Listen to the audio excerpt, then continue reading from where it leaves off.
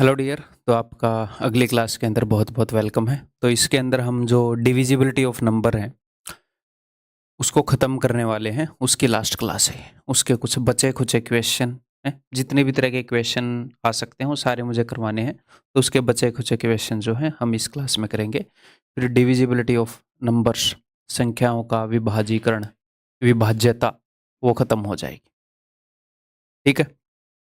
तो जितने भी क्वेश्चन आएंगे मेरे बताने से पहले आपने खुद करने की कोशिश करनी है, हमेशा की तरह।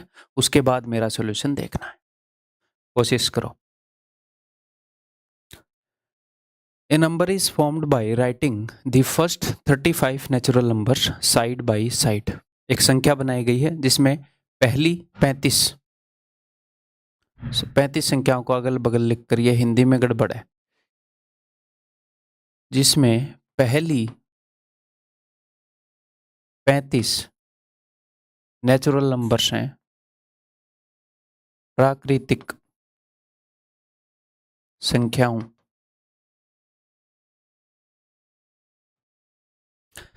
एक नंबर बनाया गया है ऐसे, उनको साइड बाय साइड लिख के। तो अगर इसे 4 से भाग देंगे तो शेष फल क्या होगा? तो सबसे पहले तो वो नंबर देखना पड़ेगा, वो नंबर क्या है।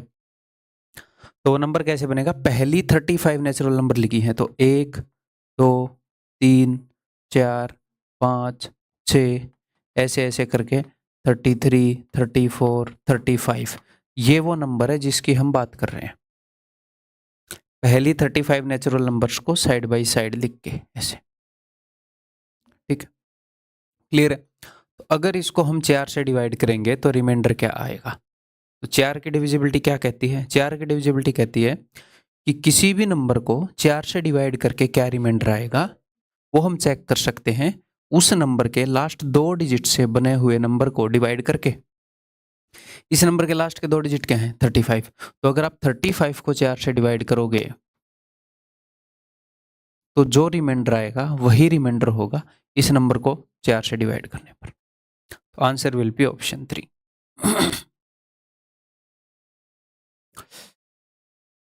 ठीक है भाई। अगर इसमें 8 की डिविजिबिलिटी पूछी होती तो लास्ट के 3 डिजिट से बना हुआ जो नंबर है उसे डिवाइड कर लेते। 16 की पूछी होती तो लास्ट के 4 डिजिट से बना हुआ नंबर डिवाइड कर लेते। नेक्स्ट, अब मैं चाहूँगा कि ये जो अगला क्वेश्चन है आप करें, ध्यान से इसे समझें। इस तरह के क्वेश्चन में गलती होने की चांसेस रहती है।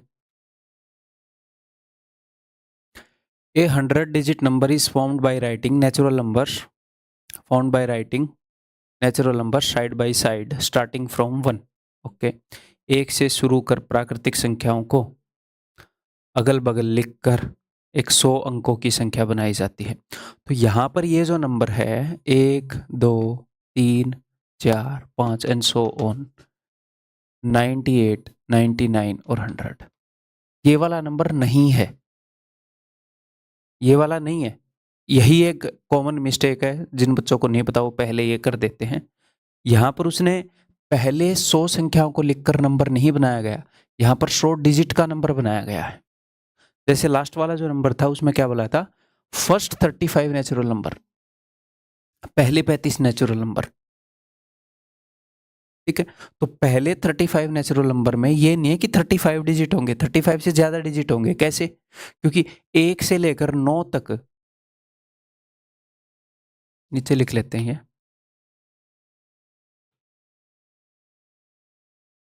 अगर आप पहले नेचुरल नंबर लिखेंगे ऐसे, तो 1 से लेकर 9 तक अगर आप लिखोगे तो 9 डिजिट्स हैं। लेकिन उसके बाद हर नंबर आपको 2-2 डिजिट देने लग जाएगा। हर नंबर 10 के अंदर 2 डिजिट हैं, 11 के अंदर 2 डिजिट हैं, इसके अंदर 2 डिजिट हैं, इसके अंदर 2 डिजिट हैं, टोटल 4 डिजिट हो गए इनमें। देखो, नंबर 2 ही है।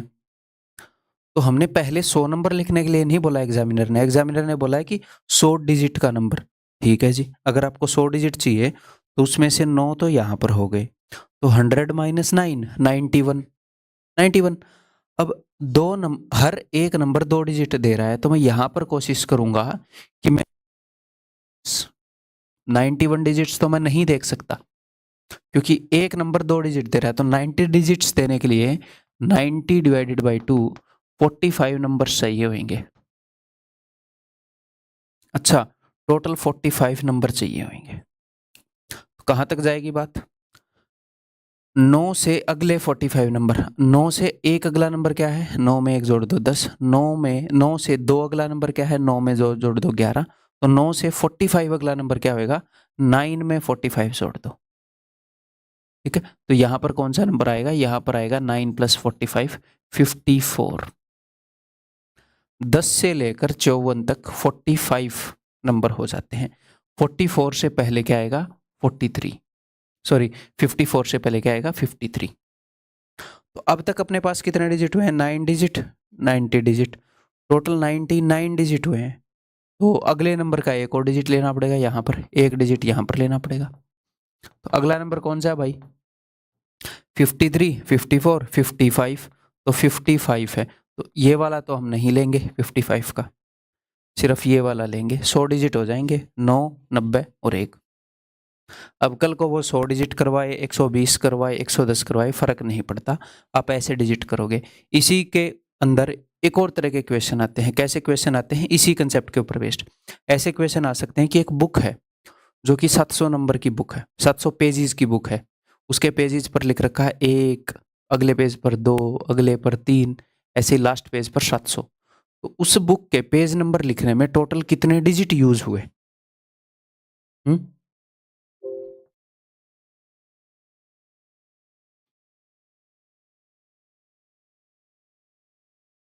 तो 700 पेज की बुक में टोटल डिजिट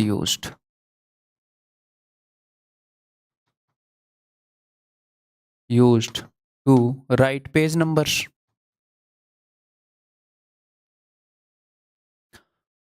तो आप देखोगे कि 1, 2, पहले पेज के ऊपर पेज नंबर लिखने में एक डिजिट यूज हुआ, अगले पर एक डिजिट, अगले पर एक डिजिट, ऐसे ही करके पहले 9 पेज नंबर लिखने में 9 डिजिट यूज हुए। अब ऐसे मत कर देना कि पहले वाले को मैं ऐसे लिखूंगा, है? ठीक, ऐसे नहीं लिखते। बुक के पेज नंबर कैसे होते हैं? 1, 2, 3 ऐसे होते हैं, है? नहीं तो फिर मैं बोलूंगा कि ऐसे क्यों लिख रहा है भाई, ऐसे ही लिख ले। फिर वो बोलूंगा नहीं ये कर, ऐसे ही लिख ले। फिर लड़ाई हो जाएगी हमारी इस बात पे। ठीक है, तो पहले 9 पेज के पेज नंबर लिखने में 9 डिजिट यूज हुए। फिर अब आप देखोगे कि अगला पेज नंबर लिखने में 2 डिजिट यूज हुए, अगला पेज नंबर लिखने में 2 डिजिट यूज हुए। तो ऐसे कितने, कहाँ तक 2 डिजिट यूज होंगे? ये 700 पेज की बुक है, तो आप बोलोगे सर 99 तक तो हर पेज के ऊपर 2 डिजिट यूज होंगे। तो ये कितने नंबर हैं भैया? 99, यहां पर मैं लिख देता हूं 9 डिजिट्स यूज हुए, -9 = 90 नंबर्स हैं। तो 90 × 2, 180 डिजिट तो अब तक यूज हो गए। तो जैसे मैं बता रहा हूं एग्जाम में ऐसे लिखने की जरूरत नहीं है, ये तो मैं आपको समझाने के लिए बता रहा हूं। ओके, फिर 90 के बाद अगला पेज नंबर आएगा भाई साहब 100, फिर अगला 101 एंड सो ऑन। कहाँ तक? 700 तक बात जाएगी। ठीक है, तो 700 - 99 कर लो, या फिर 700 - 100 + 1 कर लो। 700 में से 99 वाला घटाना है तो टोटल नंबर संख्या पता लगेगी। कई बच्चों को लगता है कि मैं तो कंफ्यूज हो जाऊंगा सर, कब ये वाला घटाना है, कब ये वाला घटाना है। तो मैं आपको बोलूंगा एक छोटा सा एग्जांपल ले लो कि 1 से लेकर 5 तक कितने पेज होते हैं, या फिर 3 से लेकर 7 तक कितने पेज होते हैं। मान लो आप 4 से 7 तक पेज चेक करोगे तो 7 में से 4 घटा रहे हो या 7 में से 3? 4, 5, 6, 7, टोटल 4 पेज हुए, बट 7 में से 4 घटाओगे तो 3 ही पेज आएंगे। तो इसका मतलब 7 में से एक छोटे वाला घटाना है। एक छोटा सा एग्जाम्पल ले लो, कभी कंफ्यूज हो जाओ एग्जाम में तो इन छोटी मोटी चीज़ों को लेकर। ठीक है, तो 700 - 99, या फिर मैं 700 में से 100 घटा देता, 600 में 1 जोड़ देता, 601 पेजेस। तो 601 × 3, 1803 डिजिट्स। तो ऐसे कई कई तरह के इक्वेशन बन सकते हैं सेम कंसेप्ट के ऊपर बेस्ड। ठीक है, ध्यान रखना आपने। अब ये देखते हैं, तो हमारा जो नंबर बना है वो ये बना है 1 से लेकर 9 तक 9 डिजिट यूज, 10 से लेकर 54 तक 90 डिजिट यूज, 99 हो गए। एक डिजिट अगले वाले नंबर का यूज कर लेंगे, ये 100 डिजिट का नंबर बन जाएगा। इसको डिवाइड करना है 8 से, 8 से डिवाइड करके क्या रिमाइंडर आएगा? तो 8 की डिविजिबिलिटी कहती है कि लास्ट के 3 डिजिट से जो नंबर बना है उसको डिवाइड करके चेक कर लो, वही रिमाइंडर पूरे नंबर को डिवाइड करके आएगा। सो चेक कर लेते हैं भाई। क्या आप एग्जाम में ऐसे इसको टोपी पहना कर करेंगे? नहीं, मेंटली कर लेंगे ना। 8 छिके 48, 14 में से 8 गए 6, 5 8 8 64, बच गया 1, remainder will be 1, answer will be option D. ठीक है, ठीक है गाइज, समझ में आ रहा है? आगे बढ़ जाऊं?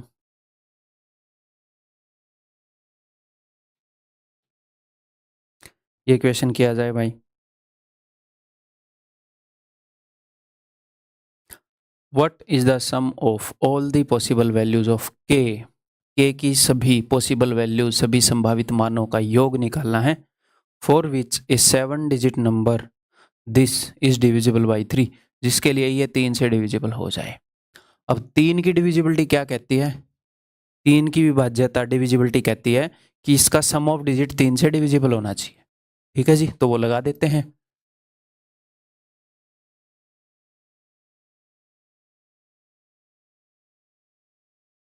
सम ऑफ डिजिट 3 से डिविजिबल होना चाहिए, या फिर जहां पर भी सम 3 बन रहा है उसको हम इग्नोर कर सकते हैं। 3 काट दिया, 6 काट दिया, 7 और 2 9, जहां पर भी सम 3 से डिविजिबल है वो काट सकते हैं। ये काट दिया। अगर 5 को भी मैं 3 से डिवाइड कर दूं तो क्या बचेगा? 2 बचेगा। तो 2k प्लस 2, 2 तो k बच गए, एक 2 बच गया। ये जो है ये 3 से डिविजिबल होना चाहिए, ये जो मामला है। अब इसको आप 2 तरीके से कर सकते हो। अब 2 में क्या जोड़ूं कि 3 से डिविजिबल हो जाए? आप बोलोगे सर 2 के अंदर 1 जोड़ दोगे तो 3 से डिविजिबल हो जाएगा। 2 में 1 जोड़ा तो 3 बन गया।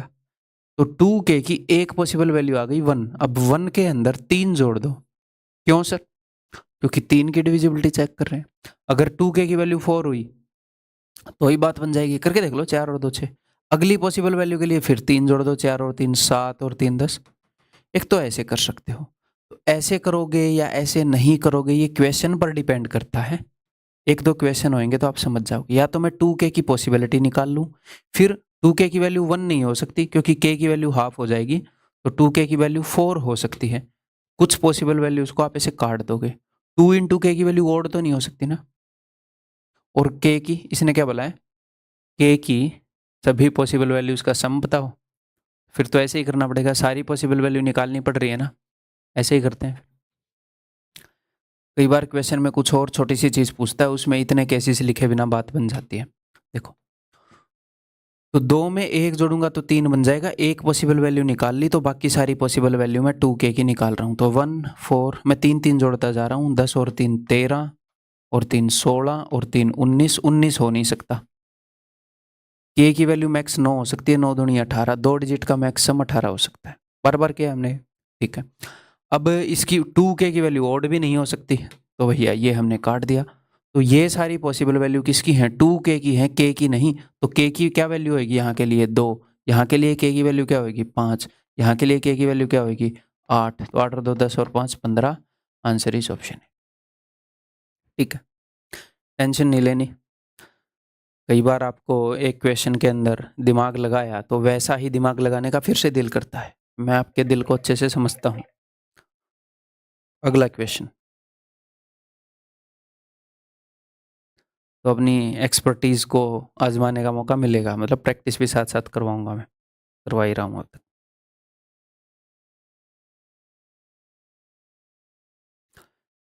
What is the value of k such that number 7 to k 460 k is divisible by 6? ताकि ये जो नंबर है ये 6 से डिविजिबल हो। 6 से डिविजिबिलिटी का मतलब है कि भैया 2 से भी डिविजिबल हो और 3 से भी डिविजिबल हो। ठीक है, और 2 से डिविजिबिलिटी का मतलब है कि यूनिट डिजिट जो है वो क्या होना चाहिए? इवन। तो यहाँ पर k जो है वो यूनिट डिजिट है, तो 2 की डिविजिबिलिटी का मतलब है कि k जो है दैट शुड बी इवन। यानी कि k की वैल्यू क्या होगी? 0 2 4 6 8। k की यही वैल्यू हो सकती है क्योंकि नंबर 2 से डिविजिबल है। तो एक तो k की कुछ पॉसिबल वैल्यूज हमें पता चल गई। 2 की डिविजिबिलिटी के अकॉर्डिंग तो यही हो सकती है। अब 3 की डिविजिबिलिटी के अकॉर्डिंग इसमें से कुछ कट जाएंगी या सारी बचेंगी, हम देखेंगे। ठीक है, तो के की वैल्यू 7 हो सकती है? नहीं जी। के की वैल्यू 9 हो सकती है? नहीं जी। अगर हो सकता था कि 3 ऑप्शन कट जाते तो सीधे एक ऑप्शन को उत्तर मार देते। नहीं कटे तो अब एक काम और आप कर सकते हो। क्या? अब 4 रख के देख लो के की जगह, क्योंकि 2 ही ऑप्शन बचे हैं। एक को यूज करके देख लो, अगर वो उत्तर हो गया तो उसको टिक मार देंगे, नहीं हुआ तो दूसरे को टिक मार देंगे। क्लियर है? ऐसे हम ऑप्शंस को यूज करेंगे। अदरवाइज सारे केसेस कैसे निकालने हैं पिछले क्वेश्चन में बताए हैं, एक बार फिर से बता रहा हूँ। ठीक, जैसे एक बार ऑप्शन चेक करना बता देता हूँ। हम 4 रख के देख लेंगे, ऐसे 7 2 के 4 6 0 के 3 से डिविजिबल होना चाहिए, तो 3 की डिविजिबिलिटी चेक कर रहा हूँ। 6 काट दिया मैंने, 4 और 2 6 काट दिया। अब 7 के अलावा क्या होना चाहिए? 7 के अलावा 7 और 2 9 होता है, तो 2k की वैल्यू क्या हो सकती है? 2k की वैल्यू हो सकती है जी, चलो जो भी है 7 + 2k, ऑप्शन यूज कर रहे हैं ना अभी तो। 7 + 2k 3 से डिविजिबल होना चाहिए, तो मैं 4 रख रहा हूँ के की जगह। 4 दूनी 8 और 7 15 डिविजिबल है, यही उत्तर है। 8 चेक करके देख लो, 8 दूनी 16 और 7 23 डिविजिबल है? नहीं, वो नहीं हो सकता। ठीक है, अदरवाइज अगर ऑप्शन यूज नहीं करना तो, अगर ऑप्शन यूज नहीं करना तो देखो, मुझे ये 3 से डिविजिबल चाहिए। 7 + 2k मुझे 3 से डिविजिबल चाहिए। जी हाँ सर। और k की क्या क्या वैल्यूज हो सकती हैं? ये वैल्यूज हो सकती हैं, तो रख रख के देख लो। k की वैल्यू 0 रखूं तो 2 × 0 0, 7 + 0 7, 7 3 से डिविजिबल है? नहीं, तो 0 तो पॉसिबल ही नहीं है। 2 रख के देखो k की जगह, 2 दूनी 4 और 7 11, 3 से डिविजिबल नहीं है, ये 3 से डिविजिबल होना चाहिए भैया। 4 रखूंगा तो 4 दूनी 8 और 7 15, ये पॉसिबल है। बाकी पॉसिबल नहीं मिलेंगे आपको। 6 दूनी 12 और 7 19, सारी कट जाएंगी, एक ही उत्तर है। तो हमने क्या किया?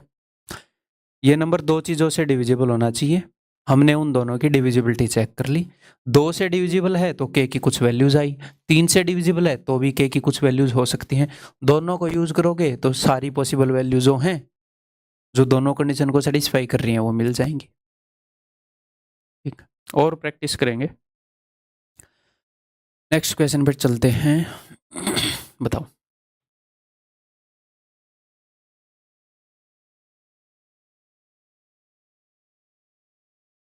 If this number is divisible by 6, then find the sum of all possible values of m. m की सभी possible values का सम निकालना है। ठीक है, निकालोगे? अगर 6 से डिविजिबल है तो इसका मतलब 2 और 3 दोनों से डिविजिबल है, और m यूनिट प्लेस पर आया हुआ है। अगर 2 से डिविजिबल है तो इसका मतलब है कि भैया m जो है वो इवन होएगा, यानी कि m की वैल्यूज क्या हो सकती हैं? ये। तो आपको एक बात बताऊं, m की जितनी भी वैल्यूज पॉसिबल हैं सारी की सारी इवन है। अगर मैं बहुत सारे इवन नंबर्स का सम करूंगा तो कभी ओड आ सकता है क्या? नहीं आ सकता ओड, ये तो सीधा ही कट गया। और आपको एक और बात बता दूं, 8 और 2 10, 6 और 4 10, तो मैक्सिमम सम m की ये सारी वैल्यूज पॉसिबल है 2 की डिविजिबिलिटी के आधार पर। अब 3 की डिविजिबिलिटी के आधार पर कुछ वैल्यूज तो कटेंगी, तो मैक्सिमम सम 20 हो सकता है। तो यहां पर अगर सम 20 से ज्यादा होता तो उसको हम काट सकते थे, लेकिन अब तो मैं ये नहीं बोलूंगा कि 20 से छोटा ही होएगा, क्या अब तक सारी सेटिस्फाई कर जाएं। ठीक है, जस्ट ब्रेनस्टॉर्मिंग करवा रहा हूं मैं आपकी। ठीक है, तो m की जो वैल्यूज पॉसिबल है वो ये है 2 की डिविजिबिलिटी के आधार पर। अब 3 की डिविजिबिलिटी देखता हूं।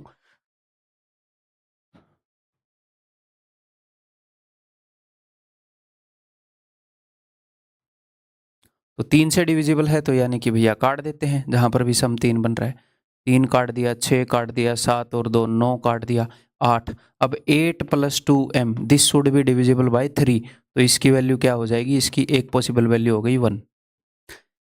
8 और 1 9, है ना? और अगली पॉसिबल वैल्यू क्या हो जाएगी? इसमें 3 जोड़ दूंगा, 4 में 3 जोड़ दूंगा, 7 में 3 जोड़ दूंगा, ऐसे पॉसिबल वैल्यूज आती रहेंगी। बट मुझे ऐसे करने की जरूरत है नहीं, क्यों? क्योंकि m की कुछ पॉसिबल वैल्यूज मेरे पास ऑलरेडी पड़ी हैं, क्यों ना उन्हीं को पुट कर करके चेक कर लूं। मैं बोल रहा था ना, आप ऐसे केसेस भी बना सकते हो और यहां पर m की पॉसिबल वैल्यू निकाल सकते हो। यहां पर m की कुछ वैल्यूज पॉसिबल मिलेंगी, हो सकता है 2 और 6 मिल जाए, 4 और 8 मिल जाए, कुछ मिलेंगी, 2 और 8 मिल जाए। बट यहां पर पॉसिबल निकालू, वहां पर ऑलरेडी पॉसिबल निकाल चुका हूं, इतना टाइम क्यों वेस्ट करूं? मुझे एक बात बताओ।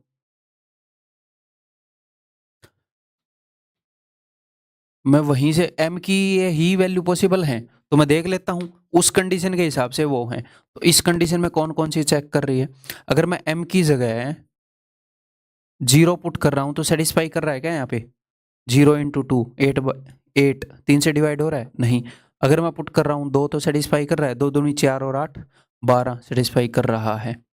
अब एक बात बता दूं 2 सेटिस्फाई कर रहा है तो 3 के मल्टीपल का गैप लोगे 8 सेटिस्फाई करेगा बट छोड़ो 4 छोड़ो उसको अगली वैल्यू पुट करो 4 4 दूनी 8 और 8 16 सेटिस्फाई कर रहा है 4 नहीं। 6 सेटिस्फाई कर रहा है 6 दूनी 12 और 8 20 6 भी नहीं कर रहा। 8 सेटिस्फाई कर रहा है 8 दूनी 16 और 8 24 जी हाँ 8 सेटिस्फाई कर रहा है। तो बस यही दो वैल्यूज पॉसिबल हैं सारी पॉसिबल वैल्यूज का योगफल। तो 8 और 2 10 ऑप्शन ए। ठीक क्लियर है। आगे बढ़ जाऊं आगे बढ़ रहे हैं भाई। देखो मैं जिस तरीके से आपको पढ़ा रहा हूं ना आपको हम कोई भी काम करते हैं अगर इन्वेस्टमेंट की बात करें तो ये 3 चीज़ें इन्वेस्ट करते हैं। इनमें सबसे ज़्यादा वैल्यूएबल ये होता है। ठीक है अगर कोई काम आप 2 साल में करने वाले हो उसको मैं अगर आपसे 1 साल में करवा दूं तो एक्चुअल में मैं आपकी ज़िंदगी का 1 साल बचा रहा हूं। आपकी ज़िंदगी में वही काम मैंने 1 साल पहले करवा दिया तो 1 साल एक्स्ट्रा ही आप जी गए। मतलब 1 साल पहले आपने कुछ अचीव कर लिया सारी चीज़ें 1 साल पहले हो जाएंगी आपकी लाइफ में। कुछ चीज़ें उसके कारण हो सकता है 2 साल पहले हो जाए। ठीक है तो सबसे ज़्यादा वैल्यूएबल है ये। और किसी भी चीज़ को अचीव करने के लिए सबसे ज़्यादा इंपॉर्टेंट भी यही है कि आपने किस चीज़ को अचीव करने के लिए कितना टाइम लगाया। तो जिस तरीके से मैं सिखा रहा हूँ ये तो बहुत छोटी इन्वेस्टमेंट होती है लेकिन लोगों को बहुत बड़ी लगती है मनी। कहीं पर 500 रुपये देकर अगर वो आपके 6 महीने बचा रहा है बचवा लो ना। यहाँ पर आते हैं जिसके लिए मैं समझाना चाह रहा था। अब जब हम सीख रहे हैं तो आपको टाइम लगेगा। जिस तरीके से मैं सिखा रहा हूँ मैं सिर्फ क्वेश्चन का सॉल्यूशन नहीं सिखा रहा क्योंकि एग्जाम के अंदर क्वेश्चन का नेचर ऊपर नीचे लेवल कई सिनेरियो पॉसिबल हैं। और तैयारी कौन सी अच्छी है जो हर केस में सिलेक्शन दिला दे वो या जो सिर्फ फेवरेबल केसेस में सिलेक्शन दिलाए वो। तैयारी वो अच्छी जो हर केस में चाहे एग्जाम कैसा भी आए आप सिलेक्ट हो जाओ। तो वैसी तैयारी कर रहे हैं। एक बार जम के पढ़ना पड़ेगा इंटरेस्ट लेकर पढ़ना पड़ेगा। फर्स्ट बार कोर्स करोगे तो टाइम लगेगा दूसरी बार कोर्स करोगे तो भी उतना कम टाइम नहीं होगा तो भी टाइम लगेगा। बहुत सारी चीज़ें आप जो पहले समझ चुके थे फिर से समझनी पड़ेंगी फिर कम टाइम में कोर्स होने लग जाएगा तीसरी बार चौथी बार। तो एक बार एग्जाम से पहले आपको टाइम लगेगा लेकिन एक बार यहाँ पर टाइम दे दिया फिर सेम चीज़ दोबारा नहीं सीखनी पड़ेगी सिर्फ उसका रिवीजन करना पड़ेगा। तो अगर टाइम लग रहा हो कई बच्चों का एक कंसर्न होता है कि सर थोड़ा सा काफ़ी टाइम लगता है मैथ का कोर्स करने में है तो टाइम लगे तो लगाओ ज़रूरी है। आपको तैयारी फर्स्ट अटेम्प्ट में आप कर पाओगे। अब फर्स्ट अटेम्प्ट का ये मतलब नहीं है पेपर से 2 महीने पहले कोर्स ज्वाइन कर लिया बोले सर फर्स्ट अटेम्प्ट में करवाओ 6 महीने पहले कोर्स ज्वाइन कर लिया नहीं। सिलेबस पूरा करने से सिलेक्शन नहीं होता। कम से कम मुझे मतलब 8 महीने से 1 साल का टाइम दो कोई भी बच्चा कर लेगा। ठीक 8 महीने कई बच्चे तेज होते हैं वो 8 महीने में पूरा काम कर लेते हैं रिवीजन वगैरह सब कुछ स्टार्टिंग टू एंड में बता रहा हूँ। अब कई लोगों को हो सकता है अभी आप लोग कोर्स देख रहे हो और आपको अभी 1 साल हो चुके हैं पहले इसका मतलब वो टाइम तो उतना खास यूटिलाइज नहीं कर पाए हम प्रॉपर जिस डायरेक्शन में जा सकते थे। हो सकता है आपको सही डायरेक्शन नहीं मिली या फिर हो सकता है कि सही तरीके से आपने एफर्ट नहीं लगाया। ठीक है तो एक बार तो बेटा टाइम देना पड़ेगा। तो ये क्वेश्चन करो if this number is divisible by 6 then what will be the largest value of K. तो के की लार्जेस्ट वैल्यू क्या होगी। अगर ये 6 से डिविजिबल है तो ये एच डब्ल्यू भी मैं दे सकता हूँ बट थोड़ा सा फास्ट बता देता हूँ। अगर ये के से डिविजिबल है यानी कि सॉरी गाइज के से नहीं ये 6 से डिविजिबल है। हाँ 6 अगर ये 6 से डिविजिबल है तो यानी कि 2 और 3 इन दोनों से डिविजिबल है। 2 से डिविजिबल है यानी कि के जो है दैट विल बी इवन यानी कि के की जो वैल्यूज हैं वो ये हो सकती हैं। अब ये क्या पूछ रहे हैं then what will be the largest possible value of के।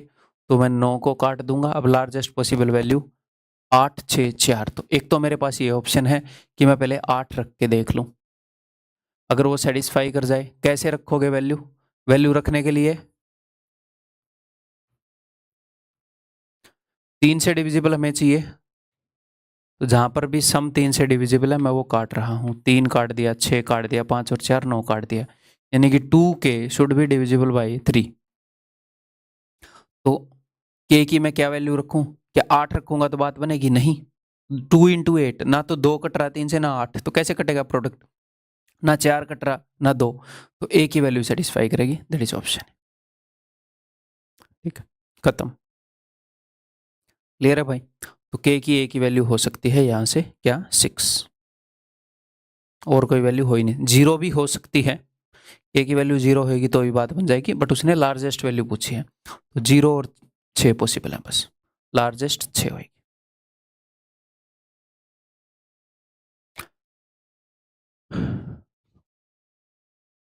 If this number is divisible by 9, then find the least possible value of x where x is a 2 digit number। तो अब की बार x जो है वो 2 डिजिट नंबर है, ये बात ध्यान रखना है, एक 2 डिजिट का नंबर रखना है और इसकी लीस्ट छोटी से छोटी वैल्यू ज्ञात करनी है। ठीक है जी, 9 से डिविजिबल है।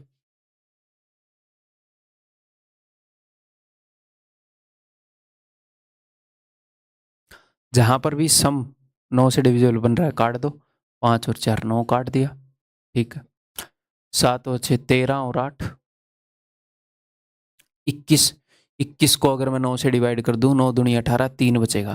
तो x की वैल्यू क्या हो सकती है? x की सबसे छोटी पॉसिबल वैल्यू आ गई 6, 6 और 3 9, 6 आ गई। अगली पॉसिबल वैल्यू, इसमें 9 जोड़ दो, 9 और 6 15। अगली पॉसिबल वैल्यू 9 और 5 24, 9 और 15। ठीक है, तो ऐसे अगली पॉसिबल वैल्यू आती रहेंगी। लेकिन उसने ये बताया है कि एक 2 डिजिट का नंबर है और उसकी लीस्ट पॉसिबल वैल्यू बताओ, तो वो हो जाएगी 15। अगर वो ये बोलता कि के एक 2 डिजिट नंबर है, इसकी मैक्सिमम पॉसिबल वैल्यू बताओ, तो हम देखेंगे कि मैक्सिमम पॉसिबल वैल्यू क्या होगी के की। अब आप इसमें 9 जोड़ते रहोगे मेरे दोस्त, तो क्या होएगा? ये बढ़ता रहेगा बढ़ता रहेगा, एक टाइम पर ये 100 से ज़्यादा हो जाएगा, 3 डिजिट का हो जाएगा। बट हमें तो 2 डिजिट की मैक्स चाहिए है, तो कैसे करोगे बताओ? तो हम ये करेंगे, मैं ये देखूंगा पर्सनली मैं कैसे करूंगा। ये 9 के मल्टीपल से कितना ज़्यादा है? 6 ज़्यादा है। देखो ये 0 से 6 ज़्यादा है, ये 9 से 6 ज़्यादा है, 9 और 6 ये 18 से 6 ज़्यादा है। तो मैं 9 का मल्टीपल देखूंगा 100 के पास 99, उससे हर एक नंबर 9 के मल्टीपल से 6 ज़्यादा है। 99 से 6 ज़्यादा करूंगा 3 डिजिट का हो जाएगा। तो मैं 99 से पहले वाला 9 का मल्टीपल कौन सा आता है? 99 आता है 9 इंटू 11, 90 आएगा 9 इंटू 10, 9 इंटू 10 90। तो 90 में 6 जोड़ दूंगा 96, बड़ी से बड़ी 2 डिजिट की संख्या होगी जो एक्स अचीव कर सकता है। यहाँ पर तो छोटी से छोटी पूछिए, ऑप्शन है। ठीक है, आगे बढ़ जाएं।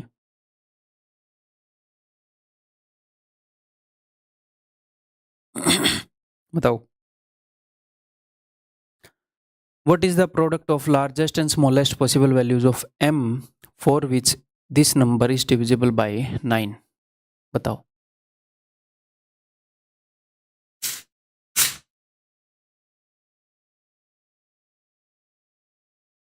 ये 9 से डिविजिबल है।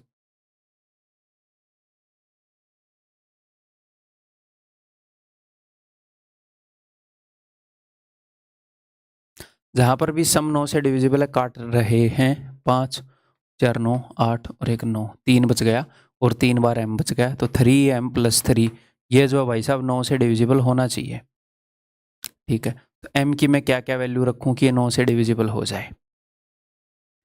तो एक तो ये ऑप्शन है यहाँ पर कि आप m की जो वैल्यूज है 0 1 2 ये रख रख के देख लो, 0 से लेकर 9 तक। या फिर मैं एक और काम कर सकता हूँ, इसको मैं लिख सकता हूँ 3 अगर मैं कॉमन ले लूँ तो अंदर बचेगा m प्लस 1, ये भी 9 से डिविजिबल होना चाहिए,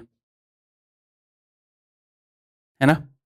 3 कॉमन ले लिया, तो अब देखो 9 से डिविजिबल होने का मतलब क्या है कि उस नंबर के पास 2 बार 3 होना चाहिए। 9 क्या होता है? 9 होता है 3 इंटू 3, 2 बार 3 होना चाहिए। तो एक बार तो 3 यहाँ पर है, यहाँ पर भी 3 होना चाहिए, ताकि एक 3 यहाँ से कट जाए, एक 3 यहाँ से, यानी कि m प्लस 1 जो है वो 3 का मल्टीपल होएगा। तो m की छोटी से छोटी वैल्यू पॉसिबल क्या है? 2। वैल्यू छोटी है बट लिख तो हम बड़ी सकते हैं ना बड़े साइज में, ठीक है। छोटी से छोटी पॉसिबल वैल्यू क्या है, 2, 2 और 1 3। तो अगली पॉसिबल वैल्यू क्या होगी, m। अब ये मत बोलना इसमें सर 9 जोड़ दो, भैया ये पूरा नंबर 9 से डिविजिबल होना चाहिए। ये पूरा नंबर 9 से डिविजिबल क्यों होगा, बिकॉज 1 3 यहाँ पर है और 1 3 यहाँ पर होना हो, तो ये नंबर तो मुझे 3 से डिविजिबल चाहिए ना। तो m की अगली पॉसिबल वैल्यू 2 में 3 जोड़ दो 5, 5 और 1 6। देखो ये 3 से डिविजिबल हो जाएगा, 6 3 18, ये पूरा 9 से डिविजिबल हो जाएगा। तो ये सारी m की पॉसिबल वैल्यूज निकल रही हैं। अब 5 में 3 जोड़ दो 8 में 3 जोड़ दो 11। अब 11 तो हम लेंगे नहीं, m की ये सारी पॉसिबल वैल्यूज हैं 2 5 और 8। तो सबसे लार्जेस्ट और स्मॉलेस्ट का प्रोडक्ट 8 दूनी 16, ऑप्शन डी। तो सेम नॉलेज को अलग अलग तरीके से वो यूज कर सकता है, इसीलिए आपकी मैं अंडरस्टैंडिंग डेवलप कर रहा हूँ अलग अलग तरीके से, अलग अलग क्वेश्चन से। अब आगे बढ़ते हैं भाई। कभी भी ये सोच के मत घबराना कि मैं कैसे सोच पाऊंगा ऐसे एग्जाम में, मैं ऐसे कैसे देख पाऊंगा, मुझे कैसे स्ट्राइक होएगा। सिंपली आपको बोल रखा है कि भैया जिस तरीके से आपने कोर्स को करना है वैसे कर लो। जब आप वीडियो लेक्चर देख रहे हो तो आपने क्या करना है, सबसे पहले खुद सॉल्व करना है, उसके बाद फिर मेरा सॉल्यूशन देखना है,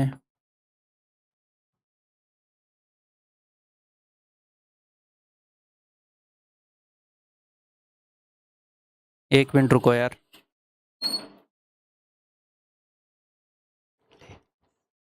खुद को नहीं सो खड़ा रहा है।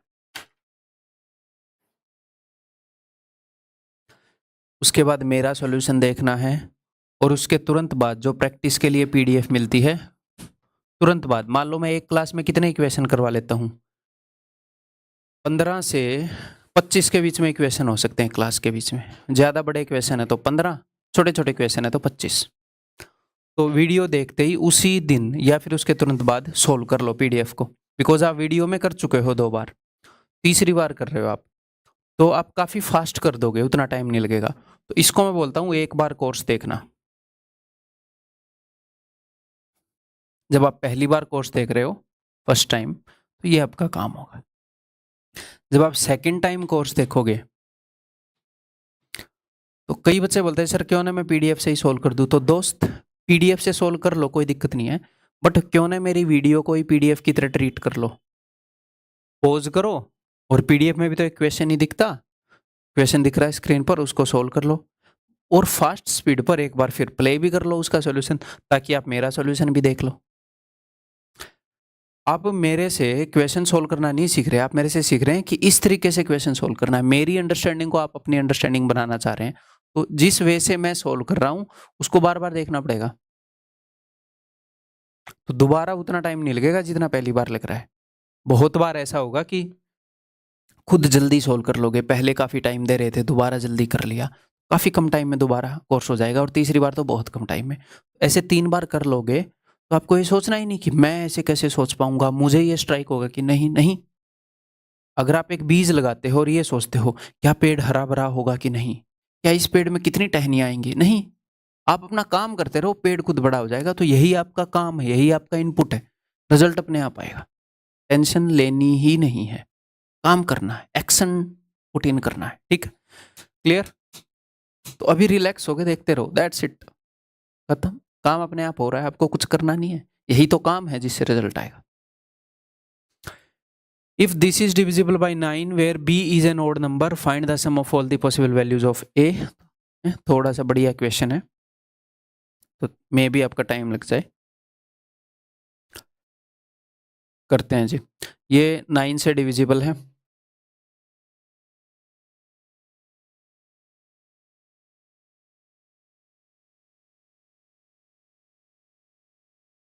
ठीक है। अगर ये 9 से डिविजिबल है तो जहाँ पर भी सम 9 से डिविजिबल बन रहा है, मैं काट रहा हूँ 9 और 1 10 और 8 18, ठीक है, काट दिया भाई, और 7 और 5 12 और 6 18 काट दिया। ये 4 है, ये a है, b है, तो 4 प्लस a प्लस b, ये 9 से डिवाइड होना चाहिए, यानी कि a प्लस बी की मिनिमम वैल्यू 5 आ गई, 5 और 4 9, ठीक है। अब नेक्स्ट क्या वैल्यू हो सकती है? नेक्स्ट वैल्यू 5 में 9 जोड़ दो, नेक्स्ट पॉसिबल वैल्यू 9 और 5 14। नेक्स्ट पॉसिबल वैल्यू 23, बट 23 तो नहीं हो सकती। क्यों? क्योंकि 2 डिजिट्स का मैक्सिमम सम 9 और 9 18 हो सकता है। ए और बी की 2 पॉसिबल वैल्यू आ गई। जी हाँ सर, ए और बी के सम की। ओके सर, एक तो ये कंडीशन है कि ए और बी का सम या तो 5 हो या 14 हो। और क्या कंडीशन है? और ये कंडीशन है कि बी ऑड नंबर है। तो मैं अलग अलग लिख लूँ एक बार। एक तो ये कंडीशन है कि ए और बी का सम 5 हो। ए और बी का सम 5 भी हो सकता है, 14 भी हो सकता है। 2 केस है, एक केस में 5, एक में 14। और उसने बोला है कि बी जो है वो ओड हो सकता है। तो बी की पॉसिबल वैल्यूज क्या हैं अगर बी ओड नंबर है? तो 1 3 5 7 9। अब सुनो, बी 1 हो सकता है। इस केस में अगर बी 1 हुआ तो ए क्या हो जाएगा? 4। बी की अगली पॉसिबल वैल्यू क्या है सर? 3। अगला ओड नंबर 3 है, तो ये क्या हो जाएगा? 2। 3 और 2 5 सम बनना चाहिए। बी की अगली पॉसिबल वैल्यू 5 है, तो ए की वैल्यू हो जाएगी जी 0। बी की अगली पॉसिबल वैल्यू 7 है, तो क्या उसके लिए ए की कोई वैल्यू है? नहीं। तो इस केस में बी की वैल्यू 7 नहीं हो सकती है।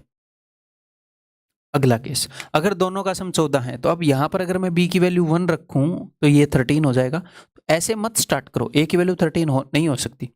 यहां पर बी की वैल्यू बड़ी से स्टार्ट कर लो, 9 से स्टार्ट कर लो।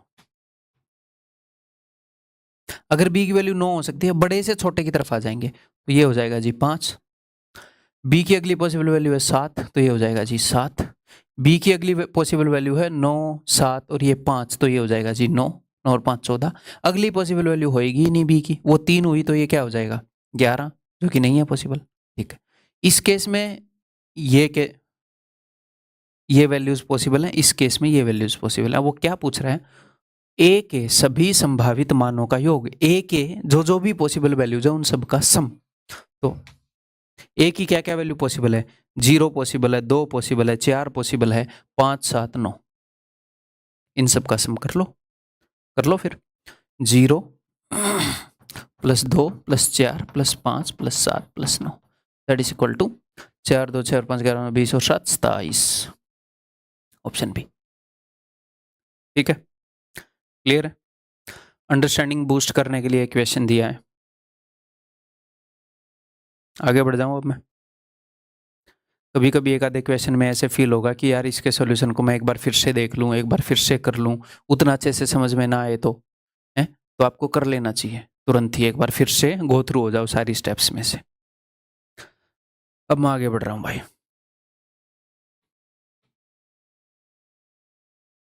If A 9 digit number this is divisible by both 8 and 5। ठीक है, ये 9 डिजिट नंबर 8 और 5 से डिविजिबल है। Then the greatest possible value of X and Y, X और वाई की ग्रेटेस्ट पॉसिबल वैल्यू। कई बार एग्जामिनर ये करेगा, आपको नंबर जो है वो 10 से डिविजिबल बता देगा, लेकिन डायरेक्टली नहीं बताएगा। 10 बनता है भाई साहब 2 और 5 से, तो 2 और 5 से, जैसे नंबर 5 से डिविजिबल है जी हाँ, और यहाँ पर 2 की एक पावर दे दी। मान लो 6 और 5 से बोल देता, दूसरी जगह कम से कम 1 2, यहाँ तो 1 से ज्यादा 2 है, कम से कम 1 2 अवेलेबल करा देगा। तो यानी कि नंबर 10 से डिविजिबल है। तो अगर नंबर 10 से डिविजिबल है,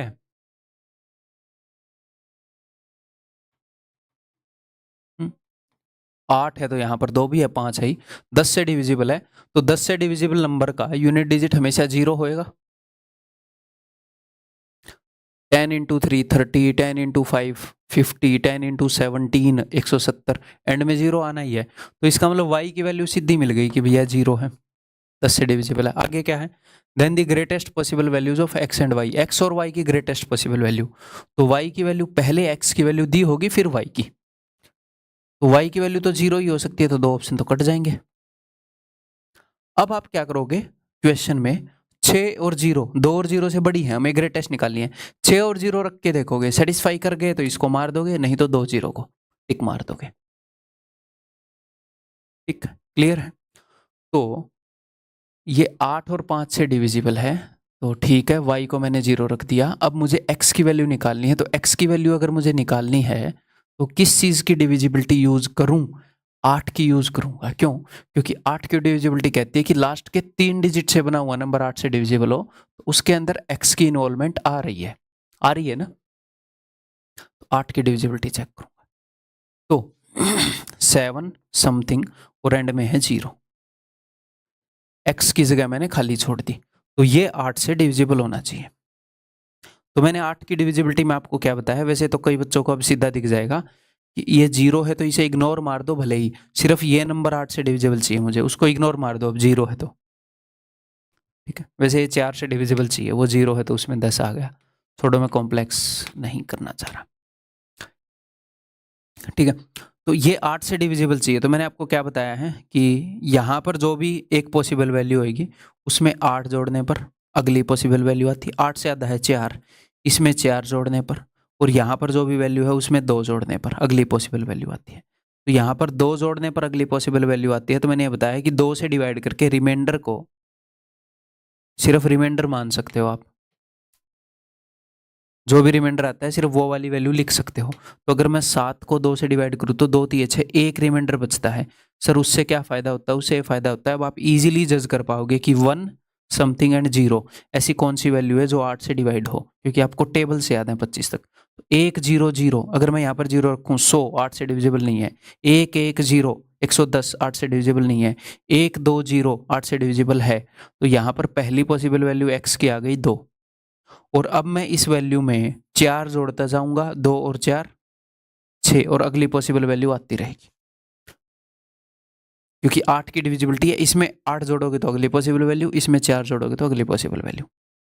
तो x की ये 2 वैल्यूज पॉसिबल हैं, 2 और 6। ग्रेटेस्ट पॉसिबल वैल्यूज पूछ रहा था तो 6, ठीक है।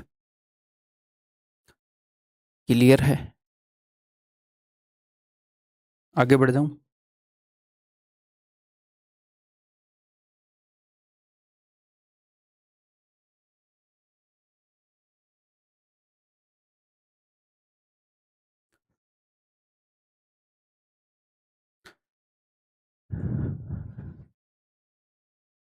n, ये n है, is a positive integer whose tens and units digit are a and b respectively, ठीक है। If n is divisible by 5 8 and 9, तो ये 5 8 और 9 से डिविजिबल है, तो ये 10 से भी डिविजिबल है। अगर ये 5 और 8 से डिविजिबल है तो ये 10 से भी डिविजिबल है। अगर ये 10 से डिविजिबल है तो इसका मतलब है कि b is equal to 0। Clear है, b जो है वो 0 है। ओके, अब मुझे a की वैल्यू निकालनी है। a की वैल्यू मैं कैसे निकालूं, मैं देखो 8 की डिविजिबिलिटी भी यूज़ कर सकता हूं, क्योंकि 8 की डिविजिबिलिटी लास्ट 3 डिजिट से बनती है। बट मैं यहाँ पर क्यों ना 9 की डिविजिबिलिटी यूज़ कर लूँ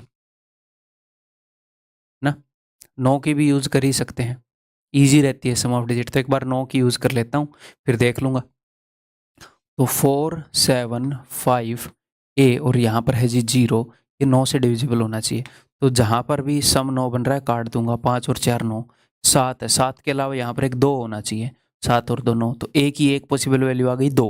अगली पॉसिबल वैल्यू क्या होगी, 9 की डिविजिबिलिटी चेक कर रहा हूँ, 2 में 9 जोड़ दोगे 11, तो 9 से ये तभी डिवाइड होगा जब ये 2 होगा। यहाँ पर a की पॉसिबल वैल्यू है, तो ये 8 के लिए भी सेटिस्फाई करेगी। क्यों सर, देखो a की वैल्यू यहाँ पर, a की वैल्यू 1 ही हो सकती है, तभी ये 9 से डिवाइड होएगा।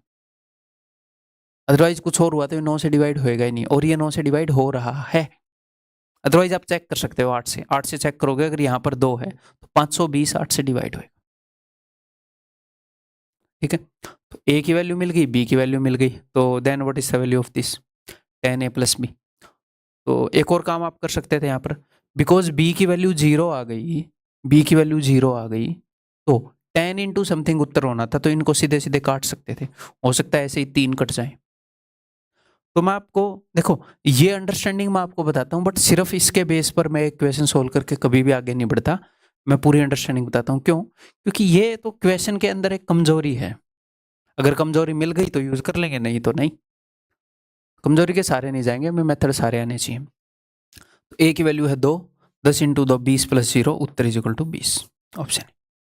ठीक, क्लियर भाई, आगे बढ़ूं।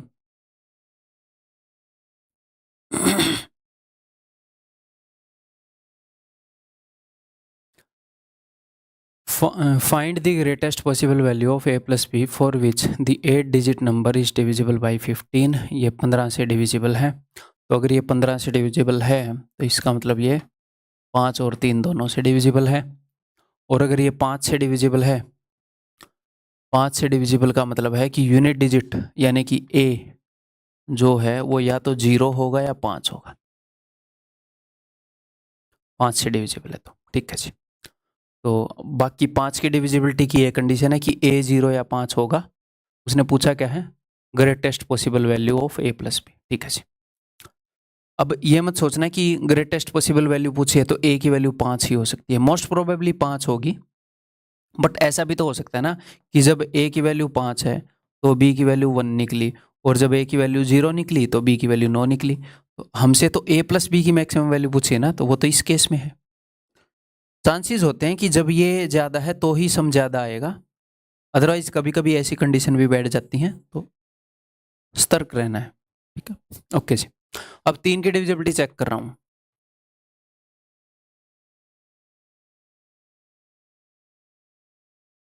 ए ही लिख देता हूँ, या फिर मैं एक काम कर सकता था, ए को एक बार यहाँ पर 0 रख के देख लेता, एक दूसरे केस में 5 रख के देख लेता। कैसे भी कर लो, एक क्वेश्चन को करने के बहुत तरीके हैं। अब मैं 3 की डिविजिबिलिटी चेक कर रहा हूँ ना जी। हाँ जी, 3 की। 3 को तो काट ही देते हैं, 4 और 2 6 काट दिया, तो 1 प्लस बी प्लस ए, तो ए प्लस बी की वैल्यू क्या आ गई, ये 3 से डिविजिबल होना चाहिए 2। एक पॉसिबल वैल्यू आ गई इनके सम की 2। अगली पॉसिबल वैल्यू क्या होगी, 3 की डिविजिबिलिटी चेक करें तो इसमें 3 जोड़ दूँ, 3 और 2 5 और 3 8। अच्छा, greatest possible value of A plus B पूछी है, वो तो इसके बेस पर ही आ जाएगी, है ना।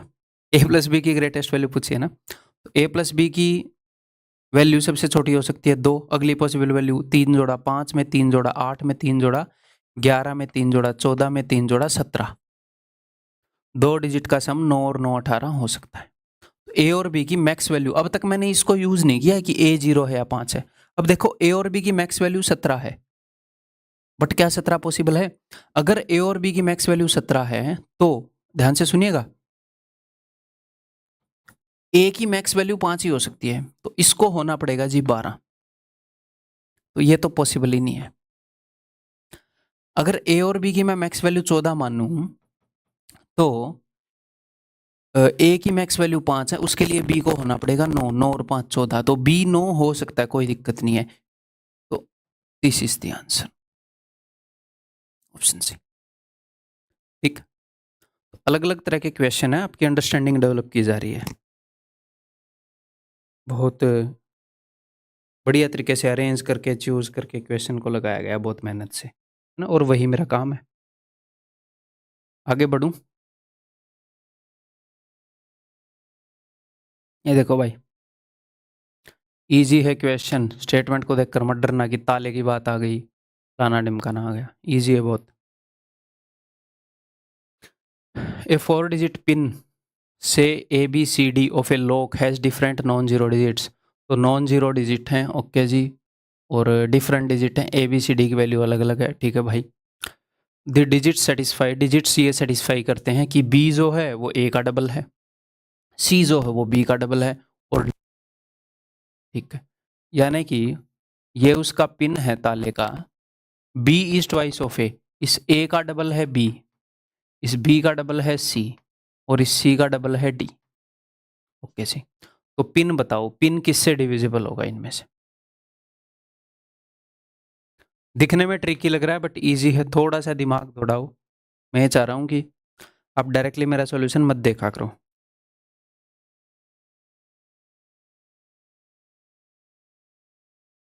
तो देखो, क्या मैं ए की वैल्यू 0 रख सकता हूँ? नहीं, क्यों? क्योंकि नॉन जीरो डिजिट है। ओके जी, तो अब 0 के बाद सबसे, मतलब 0 के बाद अगली पॉसिबल वैल्यू क्या हो सकती है? ए की वैल्यू क्या हो सकती है? 0 से लेकर 9 तक, 0 1 2 3 इनमें से ही कुछ होगी। बिकॉज ये आगे जाकर डबल होते जा रहे हैं तो मैं छोटी वैल्यू से स्टार्ट कर रहा हूँ, क्योंकि ए की वैल्यू अगर मैंने 9 ले ली तो बी की 18 लेनी पड़ेगी, जो कि है नहीं, 2 डिजिट तो है नहीं। ओके जी, तो ए की वैल्यू मैंने 1 ले ली, तो 1 का डबल 2 का डबल 4 का डबल 8, तो पिन ये भी हो सकता है। कंडीशन सेटिस्फाई तो कर दी। अगर मैं ए की वैल्यू 2 ले लूँ तो 2 का डबल 4 का डबल 8 का डबल 16, ये भी पॉसिबल नहीं है भैया। तो ए की वैल्यू पॉसिबल है जो इन कंडीशन को सेटिस्फाई कर सकती है, यही पिन हो सकता है। तो पिन किससे डिविजिबल है? क्या 5 से डिविजिबल है? नहीं, काट दो। ठीक है, 2 और 3 से डिविजिबल है क्या? 2 से तो है, इवन है, और 8 और 4 12, 2 और 3 3 से भी है। क्या 7 से डिविजिबल है? तो क्या सर हम डिविजिबिलिटी लगाएं? इतनी जरूरत नहीं है, 7 से डिवाइड करके देख लो। 7 एकम 7, 5 बच गए, 7 7 49, 5 बच गया, 7 से भी नहीं है, काट दो। 2 और 3 से तो है ही। अब 13 और 11, अब यहाँ पर देखो, हाँ यहाँ पर हो सकता था। 2 और 3 से है, 2 और 3 से है, 2 और 3 से है, 7 11 और 13 की डिविजिबिलिटी चेक करनी है। तो अब आप लगा सकते हो वो रूल, भले ही 3 3 का पेयर करते हैं, 248 माइनस 1 247। एक बार इसको जल्दी से 7 से डिवाइड करके देखेंगे, नहीं हुआ, फिर इसी को 13 से डिवाइड करके देखेंगे। ठीक है, 11 से भी डिवाइड नहीं हो रहा है, देखो 7 और 2 9 और 4, ये 13 से ही होएगा। 13 एकम 13 और बच जाएगा 11, 13 नहीं में 117, 13 से हो जाएगा। वो जो मैंने रूल बताया था, जब 7 11 और 13 की डिविजिबिलिटी कई बार, देखो PYQ है ये, कई बार इकट्ठी चेक करनी आ जाती है, तो वो थोड़ा सा फास्ट कर देता है। तो जो भी मैं आपको चीज़ बता रहा हूँ सारी यूजफुल बता रहा हूँ। ठीक है, आगे बढ़ूँ। थोड़ा सा यहाँ पर दिमाग लगाओगे आप।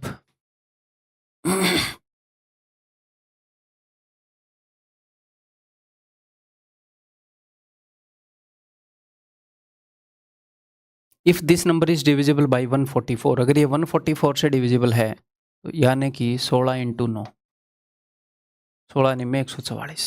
मैंने इसको ऐसे 2 नंबर में तोड़ दिया जिनमें कुछ भी कॉमन नहीं है, या फिर प्राइम नंबर की पावर्स में तोड़ दिया, 2 की पावर 4, 3 की पावर 2। ठीक है, तो 16 की डिविजिबिलिटी कहती है, तो लास्ट 4 डिजिट से बना नंबर 16 से डिविजिबल होना चाहिए। ठीक है सर, तो लास्ट 4 डिजिट से बना नंबर अगर मैं 16 से डिविजिबल करूंगा, तो ये जो है ये 16 से डिविजिबल होना चाहिए, उसमें मुझे y की वैल्यूज मिल जाएंगी। y की वैल्यू रख दूंगा जो भी पॉसिबल है, उसके अकॉर्डिंग फिर 9 की डिविजिबिलिटी चेक करूंगा तो x की मिल जाएंगी। ठीक है, then find the value of this for the maximum value of x की मैक्सिमम वैल्यू के लिए, ना कि y की मैक्सिमम वैल्यू के लिए। तो मैं ये चाहूंगा कि आप प्यार से इस क्वेश्चन को समझो यार, कंफ्यूज मत होना। ठीक है, देखो सबसे पहले मैं 16 की डिविजिबिलिटी यूज करूंगा, बड़े ही प्यार से बताता हूं मैं आपको। देखो 16 की डिविजिबिलिटी यूज कर रहे हैं, तो अगर हमें यहां पर एक पॉसिबल वैल्यू मिल जाए, पहले मैं कंसेप्ट को एक बार रिवाइज करवा रहा हूं, यहां पर एक पॉसिबल वैल्यू मिल जाए तो उसमें 16 ऐड कर दूंगा तो अगली पॉसिबल वैल्यू मिल जाएगी, जो कि प्रैक्टिकली नहीं हो सकता। क्यों? क्योंकि यहां पर छोटे से छोटा वैल्यू हो सकता है 0, 0 में 16 ऐड करोगे तो 16 हो जाएगा। जस्ट कंसेप्ट बताना चाह रहा हूं, यहां पर एक पॉसिबल वैल्यू मिल जाए तो अगली पॉसिबल वैल्यू 16 का हाफ कर दो, बिकॉज ये 2 की पावर है तो हाफ करते रहते हैं। तो अगर यहां पर आप 8 जोड़ दोगे, एक पॉसिबल, मान लो यहां पर एक वैल्यू होती 0, तो अगर यहां पर 0 होती और नंबर 16 से डिविजिबल होता, तो 0 में 8 जोड़ दो, अगली पॉसिबल वैल्यू 8, तो भी वो नंबर डिवाइड हो जाता 16 से। यहां पर अगर मैं एक वैल्यू निकाल रहा हूं, 8 का आधा क्या होगा 4, या मान लो y की एक वैल्यू मिल गई 1, और जो भी नंबर बन रहा है ये सारा 16 से डिविजिबल है, तो अगली पॉसिबल वैल्यू 1 में 4 जोड़ोगे, 5 भी अगर होगा तो भी डिवाइड हो जाएगा, अगली पॉसिबल वैल्यू 5 और 4 9। और यहाँ पर एक पॉसिबल वैल्यू निकाल है 4 का आधा है 2, उसमें 2 जोड़ने पर अगली पॉसिबल वैल्यू आ जाएगी। एक तो ये अगली पॉसिबल वैल्यू के लिए अंडरस्टैंडिंग यूज में आती है, और दूसरा इस 5 को मैं 2 से डिवाइड भी कर सकता हूं और जो रिमाइंडर है सिर्फ वो भी लिख सकता हूं, ताकि कैलकुलेशन थोड़ी सी कम हो जाए। ऐसे भी कर सकते हैं, उससे कैलकुलेशन कम हो जाती है, जरूरी नहीं है ऐसे करना। मान लो यहां पर 9 है 9, तो मैं 8 से डिवाइड करके एक रिमाइंडर भी लिख सकता हूं। यहां पर अगर 8 है तो 8 से डिवाइड करके 0 भी लिख सकता हूं। मतलब मुझे y ही निकालना है ना, तो बाकी संख्या को मैं छोटा भी कर सकता हूं। ठीक है भाई, समझ में आ गई बात? तो मैं यहां पर क्या कर सकता हूं, इस 5 को 2 से डिवाइड करूंगा और सिर्फ रिमाइंडर लिख दूं इसकी जगह। तो 2 से डिवाइड करूंगा, 2 दूनी 4, एक रिमाइंडर आएगा, तो मैं एक लिख दूं 1y52। y क्यों लिखूं मैं, इसकी जगह मैं लिख देता हूं 0। यहां पर आपका जो कंसेप्ट है थोड़ा और स्ट्रॉन्ग हो जाएगा। ठीक है, तो ध्यान से सुनिएगा। तो मैंने y की जगह 0 मान लिया और मैं देखना चाह रहा हूँ कि भैया y की क्या क्या वैल्यू हो सकती है, कैसे देखेंगे, बढ़िया अंडरस्टैंडिंग होएगी, देखना। अब मैं इसको डिवाइड कर रहा हूँ 16 से, लास्ट 4 डिजिट से बना नंबर 16 से डिविजिबल होना चाहिए। तो कितने पर जाएगा ये? 16 छिक्के 96, 16 सत्ते 112। पहाड़े भाई आपकी टिप्स पर होने चाहिए, ठीक है। 9 और 2, 16 छिक्के 96, तो 16 पंजे 80, बच गया 12। अब मेरी बात ध्यान से सुनो, बिल्कुल ध्यान से। मैंने एक नंबर 1052 को डिवाइड किया तो रिमाइंडर आ गया भाई साहब 12। अगर मैं इस जीरो की जगह 1 लिख दूं, यानी कि 1152 को डिवाइड करूंगा, तो एक्चुअल में हो क्या रहा है, जो पहले नंबर था उसके अंदर मैंने ऐड कितना किया है, मैंने एक ऐड नहीं किया, जीरो की जगह एक लिखा, बट मैंने 100 ऐड कर दिया। क्यों? क्योंकि ये 100 प्लेस का नंबर था। तो सिंपली ऐसे क्वेश्चन में हम क्या करते हैं, हम ये देखते हैं कि 12 रिमाइंडर आ गया 16 से डिवाइड करने पर, बट मुझे देखना है कि 16 से डिवाइड हो जाए, यानी कि 0 रिमाइंडर आ जाए। तो इस 12 में, यानी कि अगर मैं इस 0 की जगह 1 लिखता तो इस 12 में 100 ऐड हो जाता।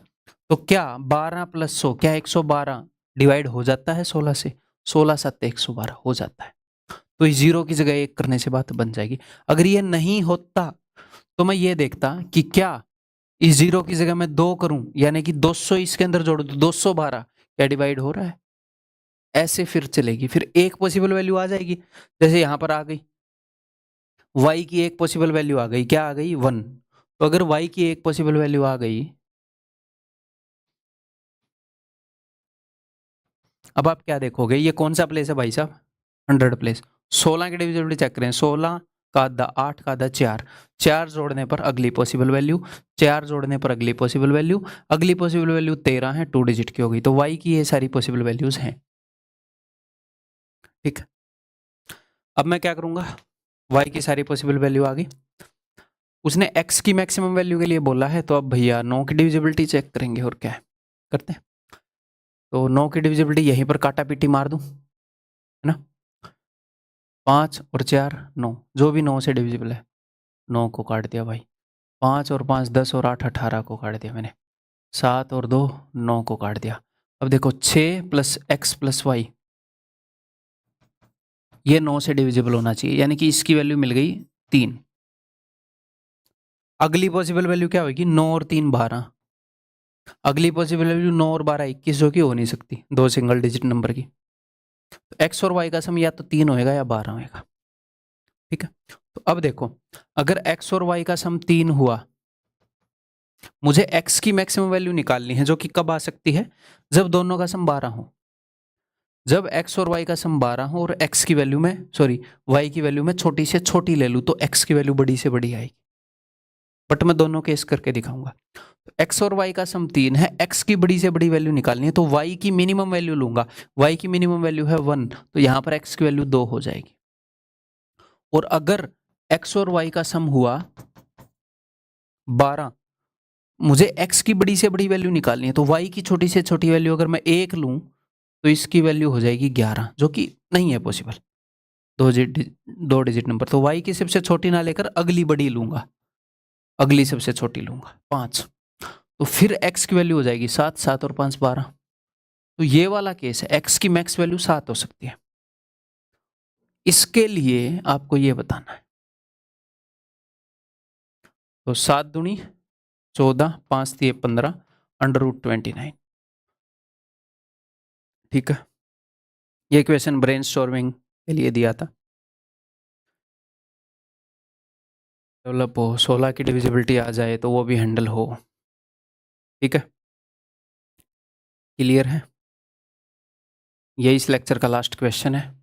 थोड़ी सी ब्रेनस्टॉर्मिंग इसमें भी करेंगे। अगर आपको करने में टाइम लग जाए, समझने में टाइम लग जाए, तो घबराने वाली बात नहीं है। जैसे डॉक्टर बोलता है कि सब कुछ ठीक है, घबराने वाली बात नहीं है, ऐसे ही।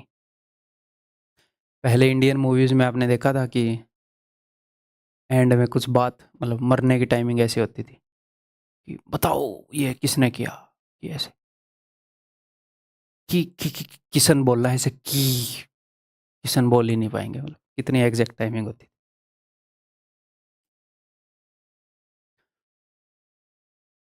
If p and q are digits of this number, such that the number is exactly divisible by 24। तो ये नंबर 24 से डिविजिबल है, यानी कि ये 8 और 3 दोनों से डिविजिबल है। ठीक है भाई, अगर 8 की डिविजिबिलिटी हम पहले चेक करेंगे तो हमें क्यू मिल जाएगा।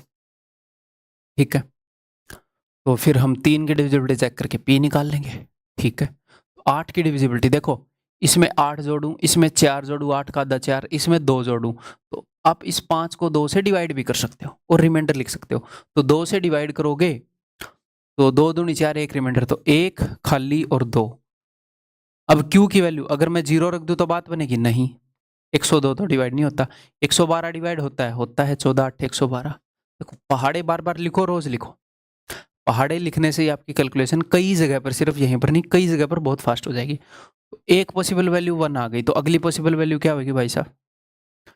क्यू की वैल्यू निकाल रहे हो +8 +4, 4 जोड़ने पर अगली पॉसिबल वैल्यू आ जाएगी। 1 में 4 जोड़ा 5 में 4 जोड़े 9, ये पॉसिबल वैल्यूज हैं किसकी? क्यू की।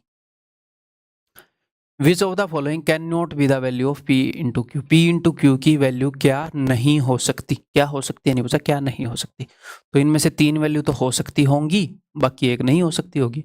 देखते हैं क्या है मामला। दिमाग लगाने के लिए एक क्वेश्चन दिया आपको, तो क्या ये एग्जैक्टली एग्जाम में आएगा? नहीं आएगा, इससे पिछले वाला भी नहीं आएगा। क्या इनकी अंडरस्टैंडिंग एग्जाम में जरूरी है? जरूरी है, इसलिए करवा रहा हूँ। तो अगर ये टाइम लें तो घबराना नहीं है, टाइम ये लेंगे आपका। ठीक है, ओके। तो क्यू की सारी पॉसिबल वैल्यू आ गई। अब मैं इनकी डिविजिबिलिटी चेक कर रहा हूँ, 3 की डिविजिबिलिटी।